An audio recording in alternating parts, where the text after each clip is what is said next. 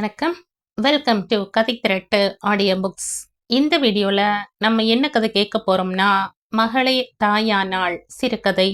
நம்ம சேனலை இது வரைக்கும் சப்ஸ்கிரைப் பண்ணாதவங்க சப்ஸ்கிரைப் பண்ணுங்க. பக்கத்தில் இருக்கிற பெல் ஐக்கானை கிளிக் பண்ணி ஆல்ங்கிற ஆப்ஷனை ப்ரெஸ் பண்ணுங்க.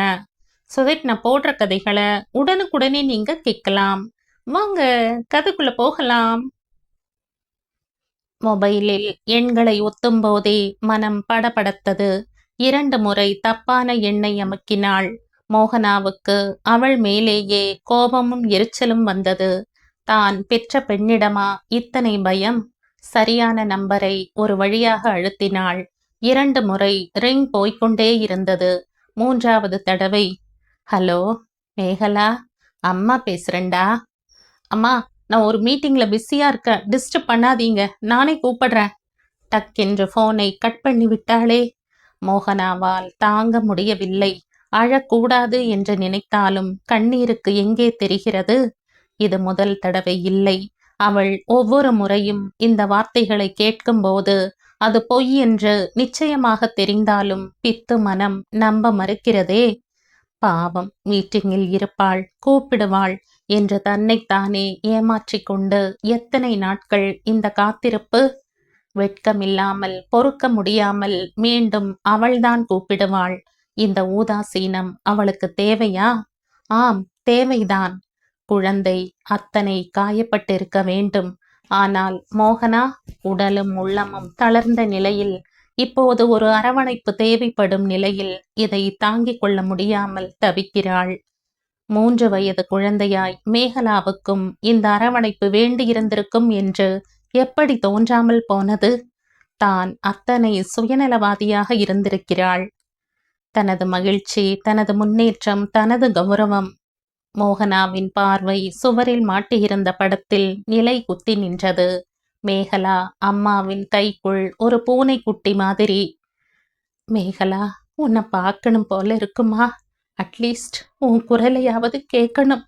ப்ளீஸ்டா, ஒரு தடவையாவது போனை கட் பண்ணாம அம்மான்னு கூப்பிட்டுடா. மா மா. மோகனா அப்படியே கையில் இருந்த புத்தகத்தை சோஃபாவில் தூக்கி போட்டுவிட்டு ஓடி வந்து மேகலாவை கட்டி கொண்டாள். மேகலா குட்டி, அம்மா சொன்னியா? எங்க இன்னொரு தடவை சொல்லு, அம்மான்னு சொல்லுடா தங்கோ. குழந்தையை அள்ளி அணைத்து கட்டி முத்தமிட்டாள். உள்ளம் கல்வெறி கொண்டது. சூரஜ் வீட்டுக்குள் நுழைந்ததுமே அவன் கையை பிடித்து உள்ளே இழுத்து போனாள். ஏ சூரஜ், மேகலா குட்டி இன்னைக்கு என்ன சொன்னா தெரியுமா? மேகலா, மறுபடியும் கூப்பிடு மா. ப ப என்றது மேகலா குட்டி. அப்படியே எடுத்து குழந்தையை தட்டாமாலை சுற்றினான் சூரஜ். அப்பா சொல்றியா? எனக்கு தெரியும், நீ அப்பா தான் முதல்ல சொல்வேன்னு. தங்கம், உனக்கு அப்பா தானே பிடிக்கும். மோகனா சட்டென்று திகைத்து நின்றாள். சூரஜ், முதல்ல அவ அம்மான்னு தான் கூப்பிட்டா. இப்பத்தானே கேட்ட அப்பான்னு சொன்னத. இருவருக்கும் உள்ள ஈகோ அப்போதுதான் எட்டி பார்க்க ஆரம்பித்தது. எப்போதும் விவாதம், எதற்கும் விவாதம். மோகனாவின் விடுப்பு முடிந்து அவள் வேலைக்கு திரும்பும் நாள் நெருங்கிவிட்டது. சூரஜ், அடுத்த வாரம் நான் வேலையில ஜாயின் பண்ணணும். மேகலாவுக்கு ஒரு பேபி சிட்டரை ஏற்பாடு பண்ணணும். பேப்பர்ல விளம்பரம் கொடுக்கலாமா? மோகனா, வேலைக்கா போற? 2 வருஷம் வீட்ல இருப்பேன்னு நினைச்ச. What are you talking? வீட்ல 2 வருஷமா? என்ன ஜோக் அடிக்கிறியா? நான் எத்தனை முக்கியமான பொறுப்புல இருக்கேன்னு தெரியாது? கல்யாணத்துக்கு முன்னாடி நாம பேசினதெல்லாம் மறந்துட்டியா? ஏன், நீ கூட 2 வருஷம் வீட்ல இருந்து மேகலாவை பார்த்துக்கலாமே. படபடவென்று பொரிந்து கொட்டினாள். அம்மாவின் இந்த குரலை இப்போதுதான் மேகலா முதன்முறையாக கேட்கிறாள். பயத்தில் ஓடி வந்து அப்பாவை கட்டி கொண்டது. சாரி குட்டிமா, பயந்துட்டியா? அப்போது கூட சூரஜிடம் சாரி கேட்க அவளது தன்மானம் தடுத்தது. என்னவோ பண்ணு. சட்டென்று எழுந்து கொண்டவன் பட்டீரென்று கதவை அரைந்து சாத்தி கொண்டான். இப்போது குழந்தை பயந்து அம்மாவின் காலை கட்டி கொண்டது. இது இப்போது வாடிக்கையாகி போனது. மேகலா இருப்பதையே மறந்தவர்களாய் அப்பாவின் குரலும் அம்மாவின் குரலும் மாறி மாறி ஓங்கி ஒலிக்கும்போது மேகலா மிரண்டு போகிறாள். மேகலாவின் கண்களில் இப்போதெல்லாம் சதா ஒரு மிரட்சி.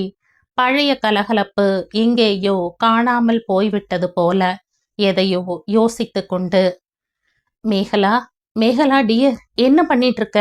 நோட் புக்ல ஒண்ணுமே எழுதல? என்னாச்சுமா?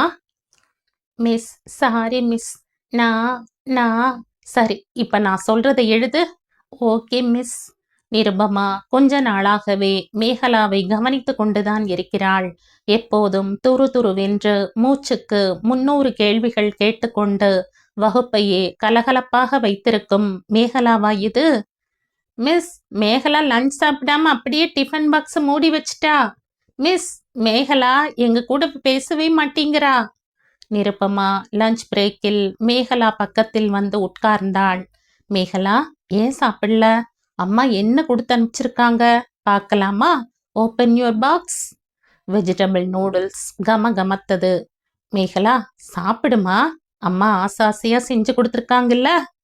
அம்மா இல்ல, வீணாக்கா. சரி வீணாக்கா, உனக்கு பிடிக்கும் இல்லையா? சாப்பிடு. பிடிக்காது, பசிக்கல மிஸ். உன் ஃப்ரெண்ட்ஸ் எல்லாம் சாப்பிட ஆரம்பிச்சிட்டாங்க பாரு.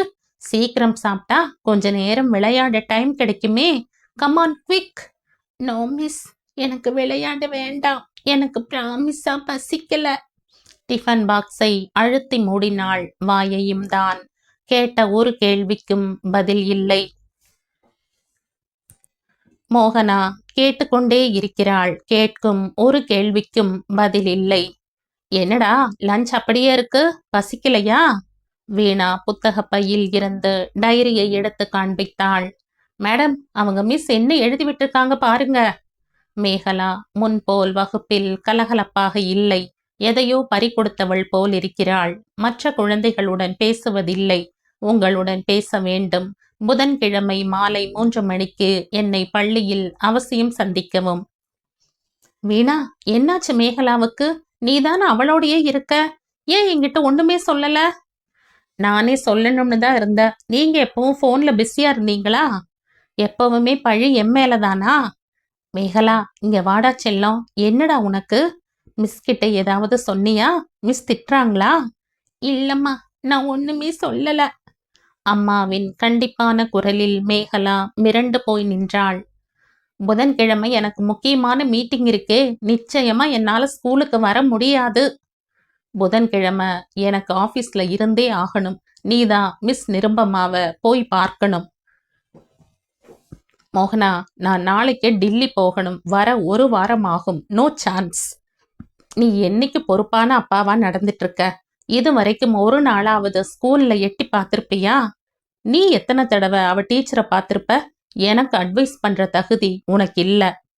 மேகலா அப்பாவையும் அம்மாவையும் மாறி மாறி பார்த்தாள்.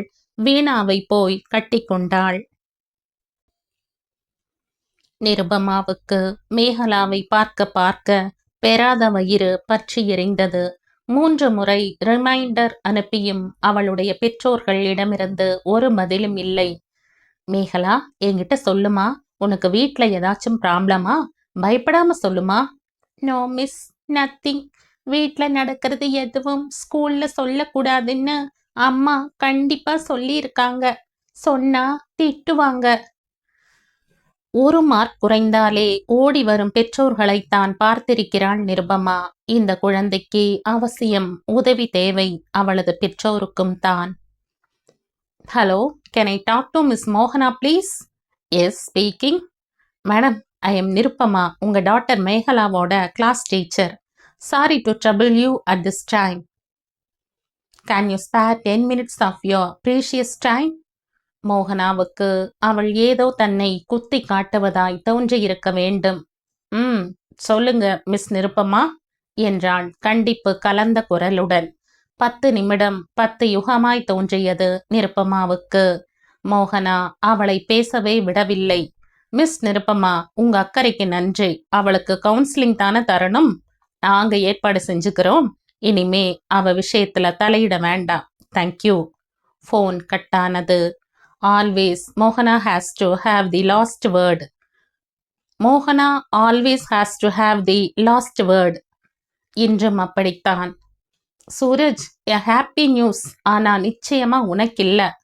என்ன, 1 வருஷம் பயிற்சிக்கு ஜெர்மனிக்கு அனுப்ப போறாங்களா? என்ன 1 வருஷம் பயிற்சிக்கு ஜெர்மனிக்கு அனுப்ப போறாங்க. என்ன 1 வருஷமா? இங்க மேகலா, நீ உடனே இதத்தான் கேட்பேன்னு தெரியும். நான் எதுக்காக போறேன்னு தெரிஞ்சுக்க ஆர்வமும் அக்கறையும் உனக்கு இருக்கா? அதெல்லாம் விட முக்கியம் எனக்கு மேகலா தான். ஏன் நீ இல்லையா? நீ பாத்துக்க கூடாதா? எத்தனையோ சிங்கிள் பேரண்ட் இந்த உலகத்துல இல்லையா? எங்கேயுமே நடக்காத மாதிரி என்ன அதிசயமா? நானும் அடிக்கடி டூர் போவேன்னு உனக்கு தெரியாது? அஃப்கோர்ஸ் அந்த அளவுக்கு நான் முட்டாள் இல்ல. மேகலா உங்க அப்பா அம்மா கிட்ட இருக்கட்டும். அவங்களுக்கு வயசாச்சே, குழந்தைய பாத்துக்க. நானும் அதை யோசிக்க மாட்டேனா? வீணாவும் அவங்களோட இருப்பா. அவ ஸ்கூல் ரொம்ப தூரமாச்சே. நான் எல்லாம் பிளான் பண்ணிட்டேன். மேகலாவை வேற பள்ளிக்கூடத்துல சேர்க்க எல்லா ஏற்பாடும் பண்ணிட்டேன். இந்த ஸ்கூல் சரியில்லை, வேண்டாத விஷயத்துல எல்லாம் மூக்க நுழைக்கிறாங்க. மோகனா, ஒரே நேரத்துல குழந்தைக்கு இத்தனை மாற்றம்? அவ ஏங்கிடுவா. நீ அவசியம் போய்த்தான் தீரணுமா? சூரஜ், இது நான் எடுத்த முடிவில்ல, என் மேலதிகாரி எடுத்த முடிவு. எனக்கு வேண்டிய எல்லா ஏற்பாடும் பண்ணிட்டாங்க.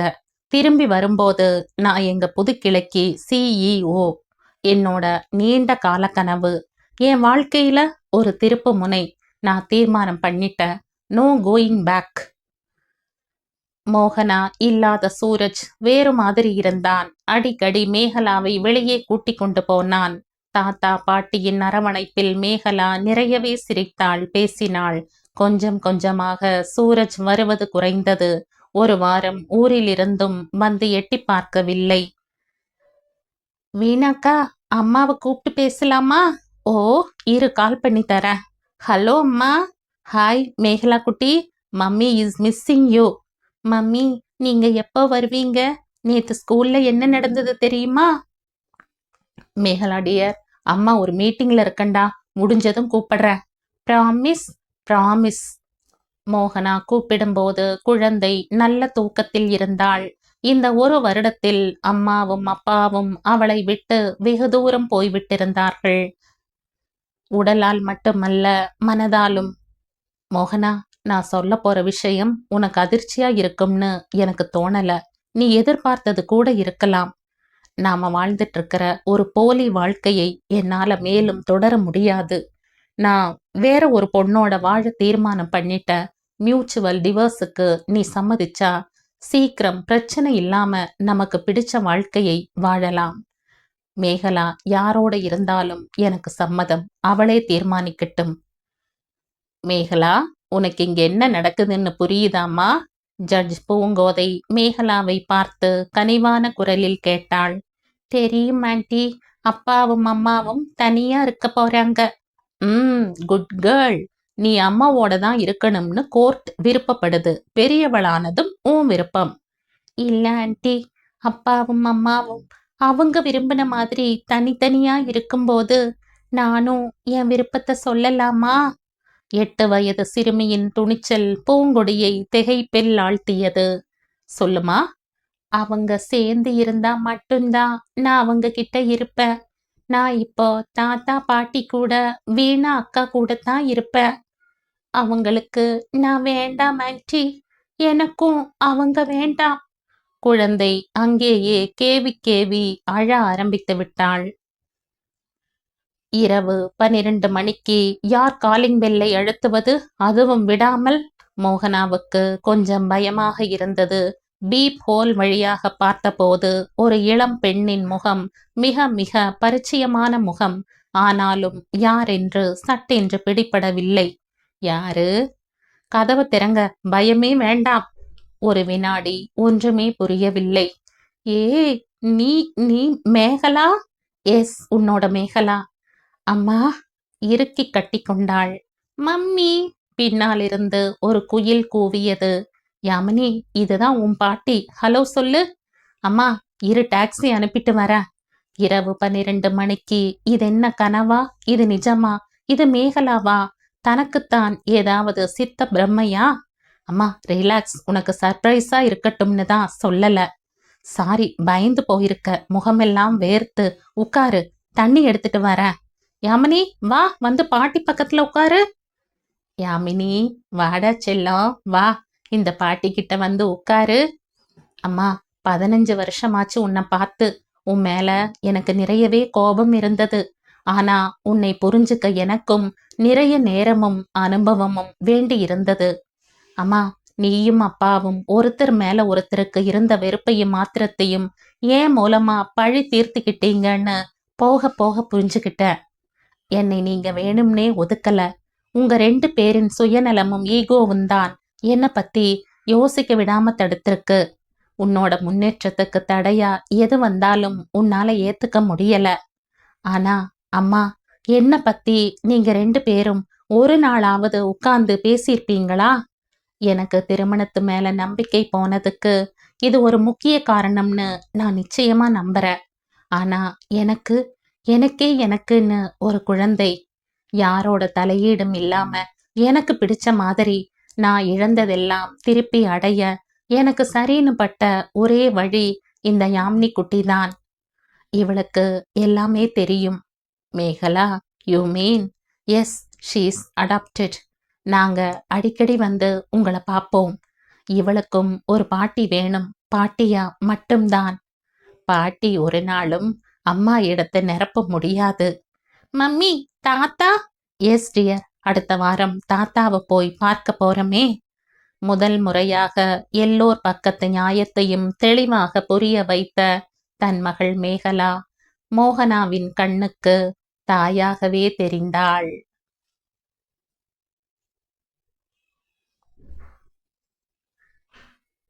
இதோடு இந்த கதை முடியுது. இந்த கதை உங்களுக்கு பிடிச்சிருந்தா லைக் பண்ணுங்க, ஷேர் பண்ணுங்க, சப்ஸ்கிரைப் பண்ணுங்க. மற்றும் ஒரு இன்ட்ரெஸ்டிங்கான கதையோட அடுத்த வீடியோல சந்திப்போம். பாய். தேங்க்யூ.